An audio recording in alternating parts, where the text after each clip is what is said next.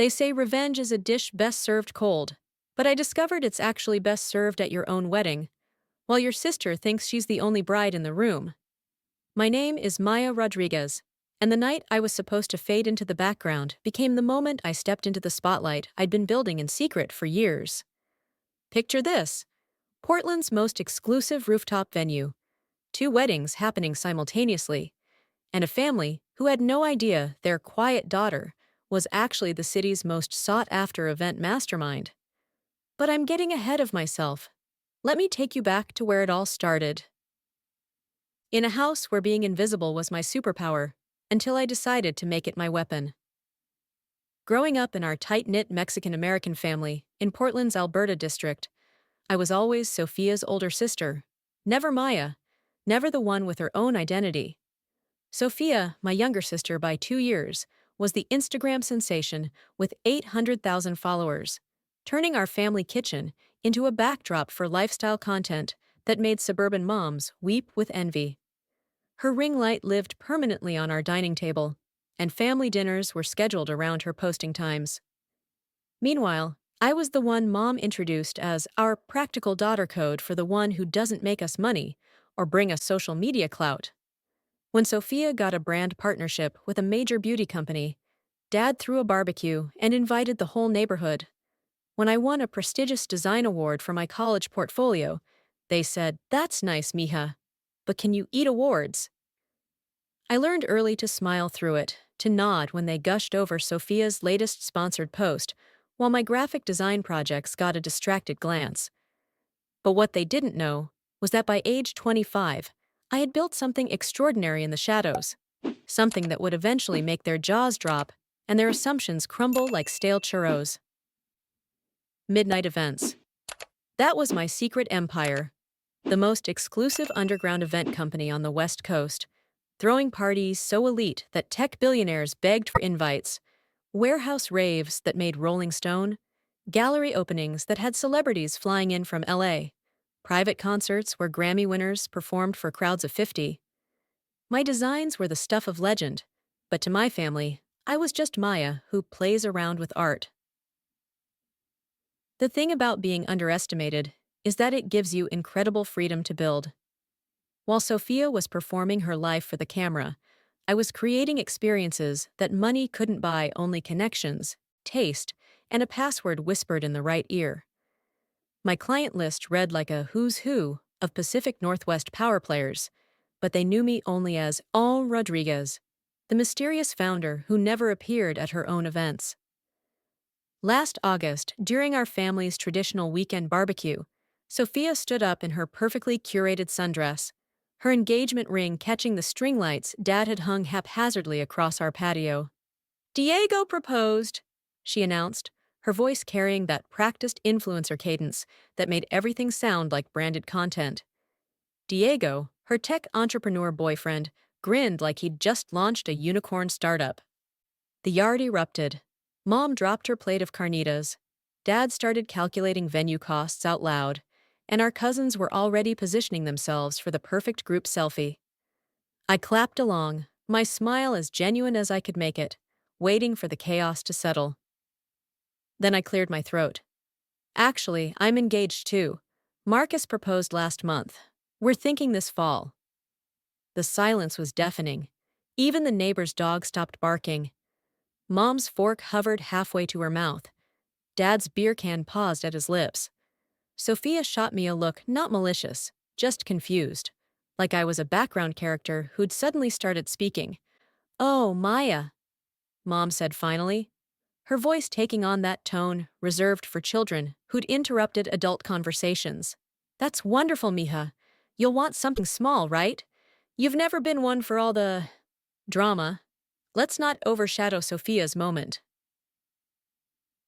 That night, sitting cross-legged on my apartment floor, with my laptop glowing, I opened a new project file. I typed, "Operation Spotlight," and stared at those two words for a long time. They thought I'd settle for a backyard gathering while Sophia got the fairy tale? They had no idea what the quiet one was capable of. I owned Cascade Gardens, the most coveted private venue in Portland, a glass-walled oasis nestled in the hills, with a view that made grown men cry. My family didn't know I owned it. Hell, they didn't even know Midnight Events was mine, but they were about to learn what happens when the shadow decides to step into the light. The next morning, I called my team. Isabella, my right-hand planner, who could orchestrate miracles with her eyes closed, and a crew of freelancers who'd follow me into creative mayhem without question. We met at Midnight Events headquarters, a converted warehouse in the Pearl District that looked abandoned from the outside, but housed an operation more sophisticated than most Fortune 500 companies. "We're planning 2 weddings," I announced, spreading blueprints across our conference table. One for Sophia, loud, public, Instagram ready. The other for a private client, codename Operation Spotlight. No names, no leaks, total discretion. Isabella raised an eyebrow, but didn't push. She knew that look in my eyes, the one that meant I was about to move mountains with my fingertips. We mapped it out like a military operation. Sophia's wedding would be a spectacle at the historic Evergreen Ballroom chandeliers, a 12-tier cake, and a custom hashtag that would trend for weeks. Mine would be an intimate masterpiece at Cascade Gardens, under hand-strung Edison bulbs and wild jasmine, where the city skyline would serve as my backdrop, and my family would be guests, not hosts. They wouldn't know I was a bride until I was ready to reveal it. The planning became my sanctuary. I spent nights sketching lighting designs, curating playlists that told stories, hand-selecting flowers that would bloom at exactly the right moment. Sophia's wedding got every detail she dreamed of. I made sure of that, because even in my rebellion, I wasn't cruel. But Operation Spotlight? That got my soul. I designed a living archway of cascading greenery, handwritten vows in gold ink, and a string quartet that would play acoustic versions of the songs that soundtracked my secret empire. My dress wasn't a designer gown. It was a vintage piece I'd found in a thrift shop in the Mission District, altered to perfection by my own hands. Simple, elegant, and unapologetically mine. Abuela Carmen was the only one who understood. She lived in a small house in Woodstock, filled with the scent of Café de Olla and old records. When I was 20 and wanted to attend a design intensive in New York, Mom said Sophia's influencer retreat was more important. Abuela didn't ask questions. She just handed me an envelope with enough cash for tuition and said, "Build your dreams, mija." Last month, I sat in her kitchen, steam rising from our mugs, and told her everything. "I'm scared, Abuela," I admitted. "This plan could explode in my face." She squeezed my hand, her rings cold against my skin. "You've been creating magic in darkness, Maya. It's time to let the world see your light." But keeping secrets is like building a house of cards in an earthquake zone.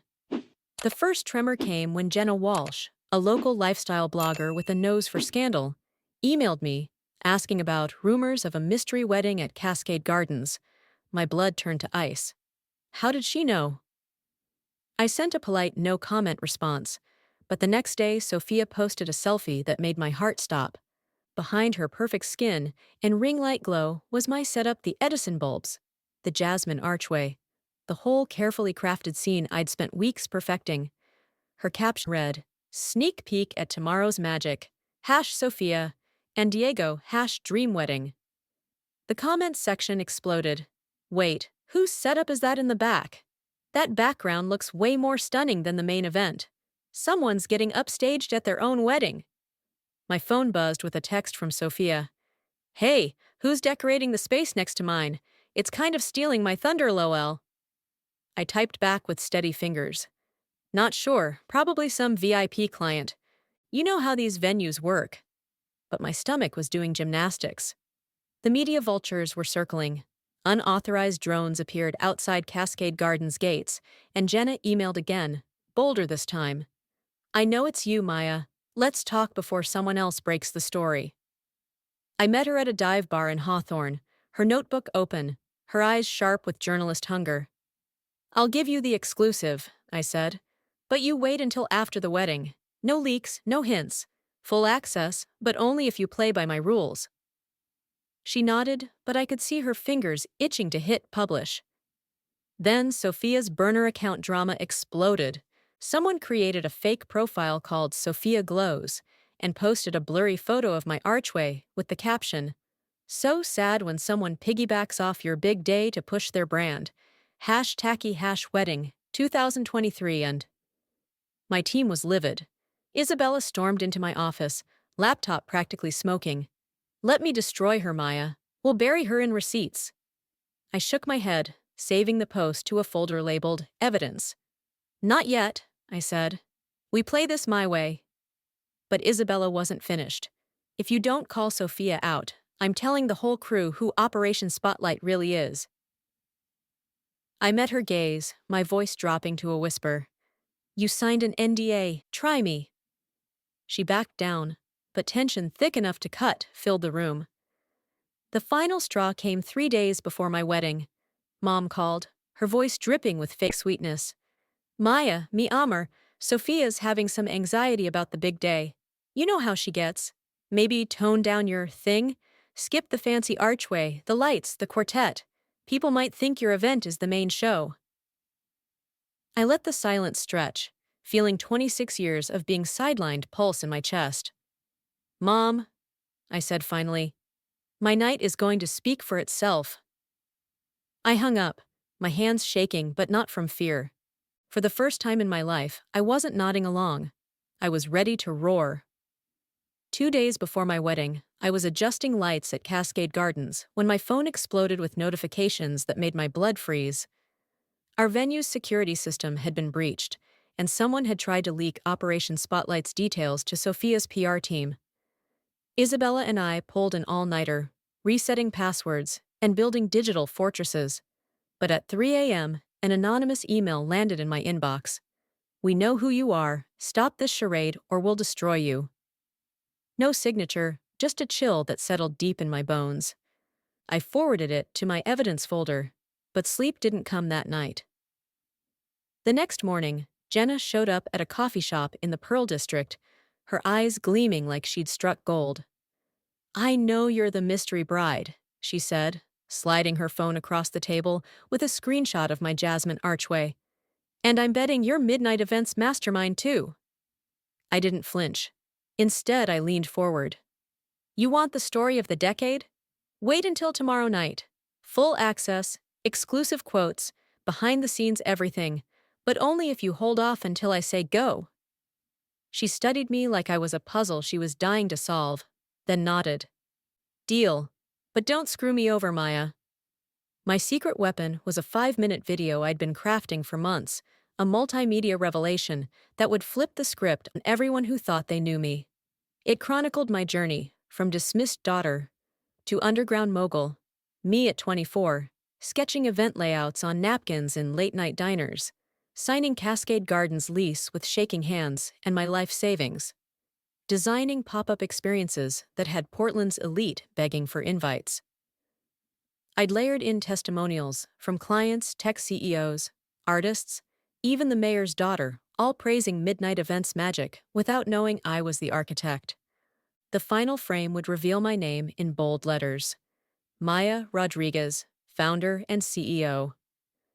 I'd invited 40 women to witness it, former clients, old friends, and others who'd been underestimated, overlooked, or told they weren't enough. They weren't just guests. They were my army. At Sophia's rehearsal dinner, tension was crackling like electricity before a storm. Sophia, radiant in a gold sequined dress, cornered me near the chocolate fountain. "I know you're behind Midnight Events, Maya," she hissed, her influencer smile never wavering. "What is this? Some stunt to hijack my wedding?" I looked into her eyes, half angry, half afraid, and for the first time in our lives, I didn't blink first. "You've always thought I was quiet because I was weak," I said calmly. "I'm just patient. Timing changes everything." Sophia froze like I'd spoken in a language she'd never heard. For the first time, I wasn't her shadow. I was lightning waiting to strike. The drama escalated when I spotted Sophia and Diego arguing outside the venue, their voices cutting through the jazz music drifting from the rehearsal. You care more about your follower count than about us. Diego's hands were up in frustration as Sophia whispered something sharp about brand partnerships and authenticity. He stormed off, and whispers rippled through the crowd of family and friends. Even golden children have cracks, I thought, watching Sophia's perfect facade strain at the edges. The morning of our wedding, Portland Insider dropped a bombshell. Is Midnight Events mystery mogul getting married this weekend? My phone exploded with texts, calls, and DMs. Sophia sent a screenshot with a terse message. This better not turn into a circus, Maya. I didn't respond. Instead, I called Isabella. Time to launch, I said. We tell the truth on my terms, after the ceremony. No one speaks first, not Sophia, not the press, not anyone. Marcus, my fiancé and creative partner, was my anchor through the chaos. That evening, we sat on my apartment balcony, Portland's skyline twinkling below. He'd been quiet, letting me steer this ship, but then he spoke. I want in on the video, not just standing next to you, I want to speak. Why? I asked. He took my hand. Because I'm tired of watching the world erase you. I fell in love with a woman who builds magic, not a shadow. His voice would be the heart of my story, I realized, the witness to my light. Wedding day arrived like the crescendo of a symphony I'd been composing for years. Cascade Gardens was transformed into something between a dream and a declaration, Edison bulbs casting warm gold over wild jasmine, string quartet tuning instruments that would soon sing my truth into the Portland evening. I stood in my thrifted vintage dress, watching the controlled chaos of two celebrations. On the main terrace, Sophia's chandeliers gleamed, and her hired photographers captured every angle. In my garden sanctuary, 40 women who understood what it meant to build in darkness waited for their moment of recognition. The crowd buzzed with confusion and anticipation. Family members kept glancing between the two setups, whispering questions no one could answer. Mom's face was a mask of barely contained panic. Dad clutched his beer like a lifeline, and Sophia moved through her space with the mechanical precision of someone whose perfect day was spinning out of control. Then the music paused, and my screen illuminated against the darkening sky. My voice, steady and strong, filled the air. I used to think staying quiet made me easier to love. I thought shrinking was kindness, that taking up less space meant causing less trouble. Footage rolled me at 22, working 16-hour days to build something extraordinary, signing contracts for events that would define Portland's nightlife, creating moments of magic for clients who never saw my face.